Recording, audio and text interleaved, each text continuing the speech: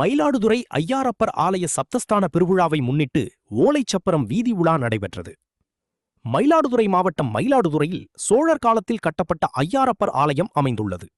இந்த ஆலயம் நாதசன்மா, அணவித்தை ஆகிய சிவபக்தர்களால் வழிபாடு செய்யப்பட்ட சிறப்புக்குரியதாகும்.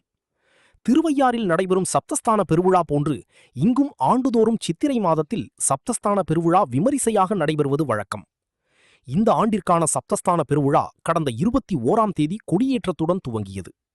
விழாவின் முக்கிய நிகழ்ச்சியான ஓலைச்சப்பரம் வீதி உலா இன்று இரவு நடைபெற்றது. இதனை முன்னிட்டு பஞ்சமூர்த்திகள் ரிஷப வாகனத்தில் எழுந்தருளி ஊர்வலமாக வந்தனர். அதனைத் தொடர்ந்து ஓலைச்சப்பரம் எனப்படும் சகோபுரம் தேரில் சுவாமி மற்றும் அம்பாள் எழுந்தருளினர். தொடர்ந்து 4 மாட வீதிகளில் வீதி உலா நடைபெற்றது. திரளான பக்தர்கள் பங்கேற்று சாமி தரிசனம் செய்தனர்.